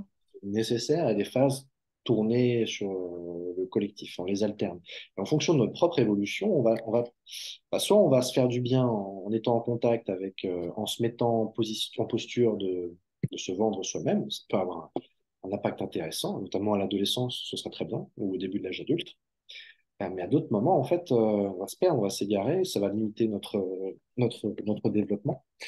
Et quand on accepte, sans les questionner, les théories de l'hypnose, je prenais l'exemple tout à l'heure de l'inconscient tout-puissant, l'ego observeur, ou les théories dites énergétiques, sans les questionner, en fait, on fait le lit pour accepter l'idéologie de celui qui parle le mieux, de celui qui parle le plus fort, de celui qui est le plus reconnu socialement, et on perd du temps, en fait, et on ne se fait pas de bien, et en fait, on devient on devient une espèce de prêtre, une espèce de partisan de tel ou tel gourou, involontairement. Et au final, on répand des idées qui font énormément de mal dans la société. Enfin, qu'un jour, on fasse une émission sur la loi d'attraction et sa critique sociale. Mais ce sera l'épisode numéro 2 de supercherie et autres mensonges. Parce que, voilà, on est des espèces de dames catées. C'est des femmes hein, qui font la catéchisme en France, essentiellement. Et on ne se rend pas compte, mais quand on fait des séances d'hypnose, on fait des séances de Reiki, d'Access Bar, on vend une idéologie. C'est une idéologie qui n'aide pas à la résolution des conflits aujourd'hui. C'est une idéologie qui n'aide pas à équilibrer les rapports sociaux. C'est une idéologie qui est même pas bonne pour la planète. C'est une idéologie qui fait perdre du temps aux gens et on nous Non, dit, tout à l'heure, tu disais que c'était pas, ça me fait rebondir. C'était même pas bon pour le client. Et c'est vrai que je me suis dit, moi, j'avais fait pas mal de l'énergétique pour moi. J'ai jamais vu un changement incroyable, mais j'aimais bien qu'on s'occupe de moi comme ça. Je trouvais ça très agréable, tu vois, qu'on me dise des trucs sur ma vie qui voulaient rien dire, mais j'aimais bien. Et, euh, et c'est vrai que par contre, on est très très passif en tant que hmm, client. On oui, n'apprend pas à se prendre en main ou à se connaître ou enfin si à se connaître via ce que l'autre nous dit de nous, qui en fait peut être vrai, pas vrai, on n'en sait rien, tu vois. c'est l'autre qui nous guérit. C'est ça. Et du coup, c'est vrai que nous qui cherchons, en tout cas les hypnos, souvent on cherche quand même l'autonomie du Oui. client. Et ben Ça se contredit complètement, je trouve, avec l'énergétique. Complètement. Raison de plus de séparer ces deux tendances. Car c'est effectivement quelque chose de revendiqué dans l'hypnose, en particulier ericksonienne, d'activer les ressources, d'aller vers l'autonomie, même quand on peut, pas toujours possible, mais quand on peut, de raccourcir la durée du traitement. Mhm. Et quand vous êtes dépendant de quelqu'un qui ne vous autonomise pas, voilà, une raison de plus de séparer, d'un point de vue philosophique, d'un point de vue éthique, Ah bah, d'un point de vue de cadre de pratique, c'est absolument pas les mêmes cadres, les mêmes postures et les mêmes enjeux qui se créent dans la relation, etc. le magnétiseur, l'énergéticien, c'est un guérisseur. Ouais. C'est lui qui agit. L'hypnotiseur, dès les débuts de l'hypnose avec les phénomènes du somnambule, il y a de l'interaction. Donc après, elle peut être manipulée, cette interaction, mais il y a de l'interaction. C'est plus une technique pour des clients proactifs, on va dire l'hypnose, ou pour les rendre proactifs. C'est une autre différence philosophique fondamentale entre les deux. Mm. Et puis, point important, ça c'est quelque chose qui, à l'époque, ça me mettait en colère, aujourd'hui, ça me blase. Le nombre d'hypnos qui me disent, mais moi je m'en fous tant que ça marche. Oui, mais ça marche sur le long terme. C'est vrai. C'est pour ça d'ailleurs, arrêtez de raconter vos séances de la veille ou du jour. Ah, t'es trop bien. Et puis il a vu son cerveau comme un ordinateur, il était dans un vaisseau, c'était merveilleux. Merci la vie, j'ai fait le plus beau métier du monde. Arrêtez. C'est pas raisonnable. C'est pas bien. D'abord, c'est chiant à lire.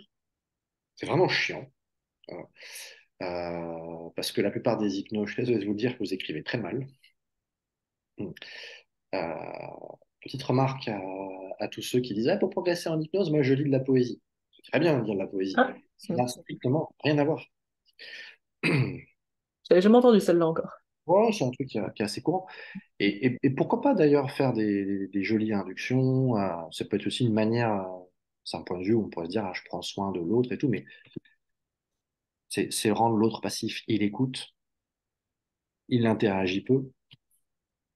C'est bien ça quand on fait une démonstration pour montrer l'entrée en état d'hypnose, pour montrer le changement de subjectivité, pour montrer rapidement un phénomène hypnotique. On va faire un accompagnement là-dessus. Enfin, on a trop de storytelling, on met, enfin, puis je sais pas, il y a cette manière de parler des hypnos, cette espèce de concours de bienveillance d'un côté, ou de connaissance de l'autre, et puis on est parfait, on est gentil. Alors que c'est un milieu sur lequel on se tape sans arrêt sur la gueule, où il y a beaucoup d'aigreur. C'est vrai. On fait que Et critiquer par derrière. je ne m'en dédouane pas moi-même, hein. Ah bah non, nous les premiers, on est très très langue de pute.